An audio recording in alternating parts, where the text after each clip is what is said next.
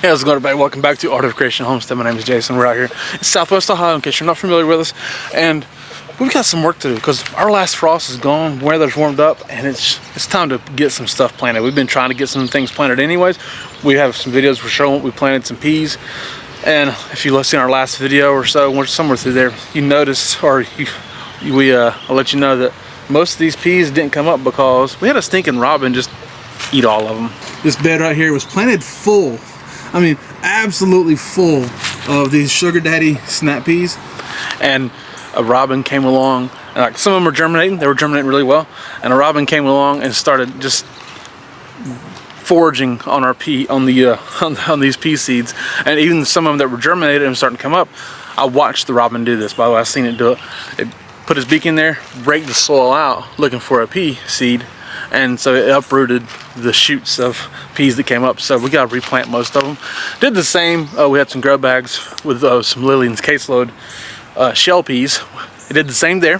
So we're going to have to redo the same thing there. But we're going to be redoing those first today. Over here I started some seeds. I started some cucumber seeds, which we're doing something different this year. We're doing Wisconsin pickling cucumbers, because the Chicago picklers we usually plant are getting hard to find. Right, they are. So we decided we'd try something new. We're planting those and putting them in ground from seed.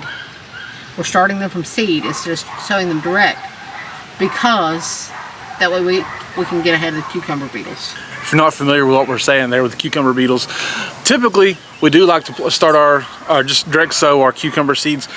A lot of times we're direct sowing them, and as soon as they germinate, the ground leaves are getting ate alive, or just getting destroyed, and no longer, the plants just die off. So if we get them started from seed here and transplant plants over, hoping that we can avoid that scenario. Then over here we have some honey rock melons. That's like a cantaloupe, right? Yeah, very sweet cantaloupe. These are black diamond watermelons, and these are honeydews. And then over here we are starting corn seeds, and I will let Jason tell you about that. Yes, I know it's different starting corn seed. Any old timer, especially old timer, even a lot of just seasoned gardeners will say you don't need to start corn seeds.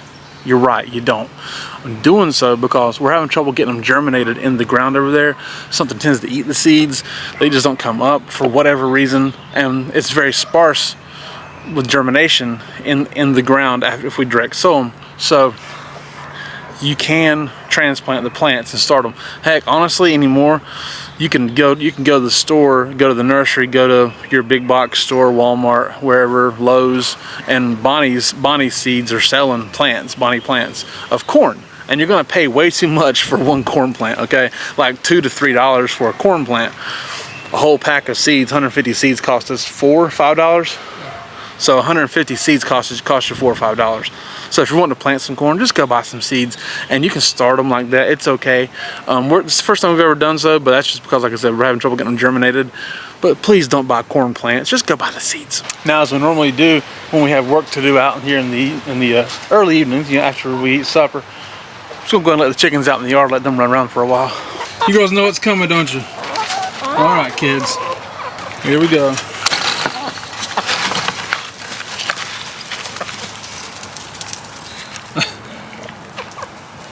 They love being outside, that's for sure.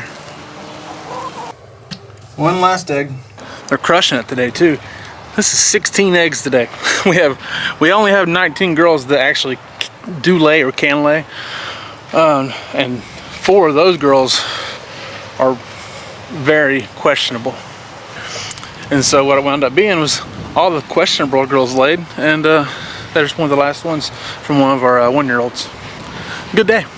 All right, so now while these chickens are outside, let's see if I can get there. See her got them right there.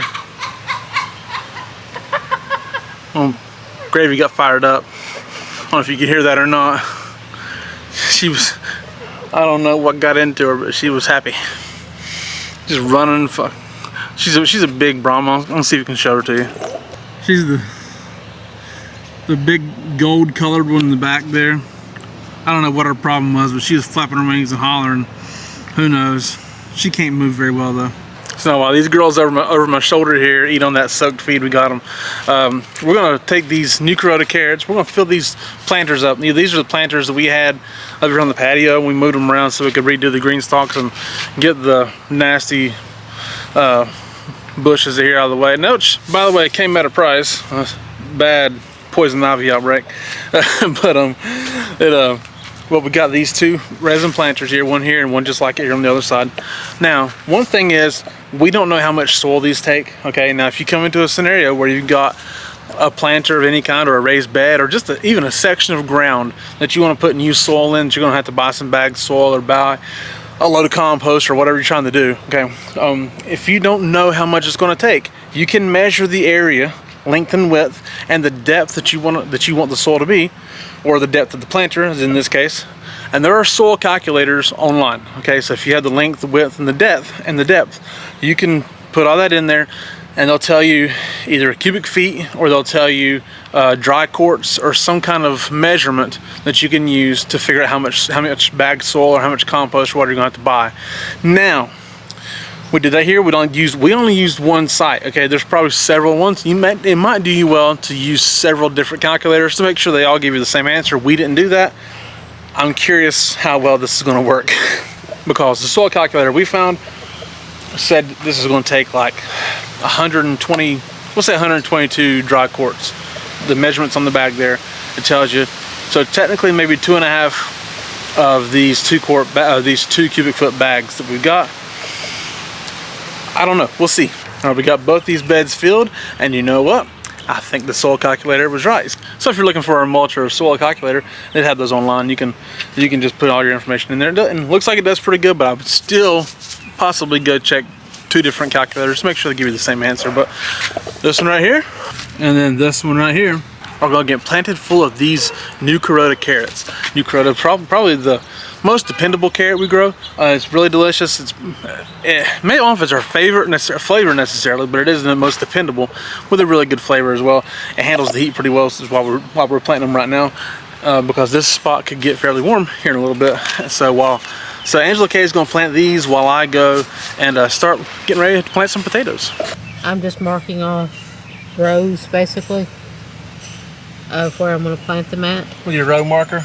With my trusty rusty row marker. Although I started to say mow marker. Do you guys do that? Yeah, really. Now, so you got them what, about each row about 3 inches apart? Yeah, because I want to give them enough space. Right. Carrots do need a good root space, so each row about 3 inches apart, and Angela Kay is probably going to wind up possibly planting a few more seeds than what we're actually wanting to grow. That way we can thin, maybe if they don't pick up, and transplant, do whatever we need to do. But they lightly cover them. Yes, very lightly cover, because the seeds are very tiny. Seeds will fly away in the wind, which is kind of breezy today. Seeds are very tiny. Like fennel seeds. Yes. It's fennel, yeah, right? Yep. Parsley, or is it? Parsley and fennel, all of them look the same. Okay. Happy chickens though, aren't you? You girls happy? Yeah. You girls happy? Little dust bathing. This is what you call a dust bathing party going on over here. Oh, just happy, aren't you? Yeah. And we plant our potatoes in grow bags. That's all we always have. They grow really well that way. And we always fill our grow bags with the soil that we used last year for different things, whether it be in grow bags or our green stalks, whatever. So we just throw that soil down here in the middle and we reuse it the next year, because you paid for real estate essentially when you buy that soil. Even in bags, you're still paying for some real estate. So reuse it. Just know you're going to have to re-fertilize it when you use it again. It saves you a lot of money that way. And what we're going to do today though, before we fill up our grow bags with the soil, is I'm gonna add a little bit to it. We have some biochar. This is just some stuff we bought on Amazon. Biochar and some worm castings. There's a package. It's the same company, Plant Tonics. They have kelp meal, biochar, worm castings, all kinds of stuff. I can only find it on Amazon. Maybe they got somewhere else. I don't know. But they're relatively decently priced. I mean, nothing's cheap anymore, but kind of the best price you're gonna find. Worm castings we get a better deal on through New Country Organics when we buy our chicken feed. But just for a little bit here, it's wasn't too bad. So we're gonna take this though and add it to this soil to bulk the soil up a little bit, but also, hey, just add some nitrogen, some nutrients, and some good old-fashioned food growing goodness to this soil. All right, we finally get back around to doing this. We've got our grow bags lined out here they're about 3/4 of the way full of dirt or soil, right? Okay. But so basically I leave a few inches at the top to finish topping them off with, but we fill them up with a good light potting mix, or potting mix from here / compost, but either way it's all the same. Anyways, so got them full up here to about 3 inches, and I've already re-fertilized this soil because it's soil's been used before. If it's fresh soil, you don't have to do this, but since it's been used before, we got some bone meal, some kelp meal, and some blood meal in here. Now look, it's very important, okay, secret here, very important to have a good amount of phosphorus and potassium to grow your potatoes, because they help grow roots, good strong root systems.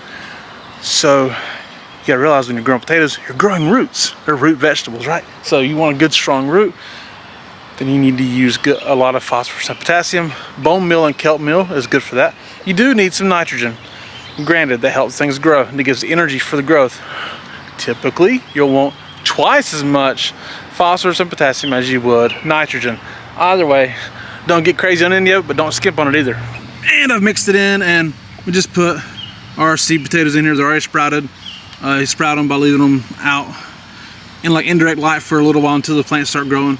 This way you can see where the sprouts are coming up at for sure, and you just place them in like that.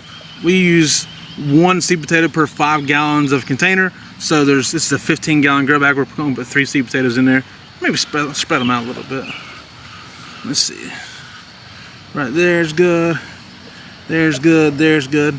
Space about as much as you can, and just cover them over. Be aware. I know you see like the trash can things where like you're going to keep layering soil on top of the plant as it grows up. That's for indeterminate potato varieties. These are Kennebec potatoes, Kennebec. I spell it right. But anyways, they're determinate, so they're not going to do that. They're not going to continue to grow a plant all the way up.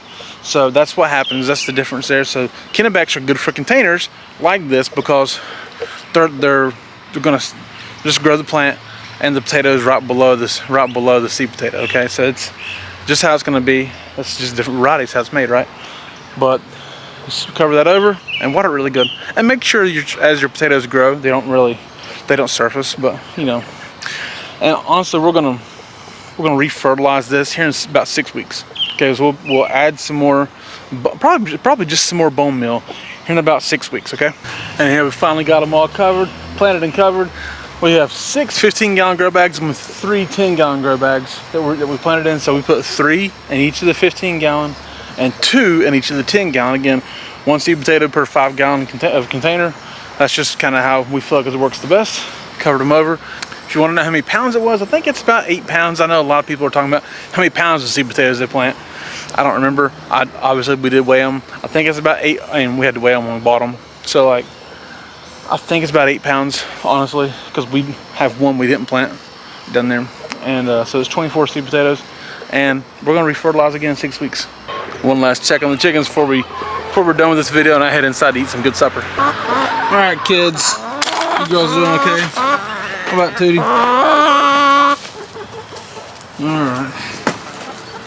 All right, thank you, Bella. It's a good egg. Once again, these girls have been crushing it this year. It's right here. Egg number 13 or 14 today. I don't know. So many eggs. All right, that's what we got. That's our weekend for you right there. So thank you guys so much for watching. We do appreciate it. My name is Jason. This is Art of Creation Homestead. We love y'all. God bless you and goodbye.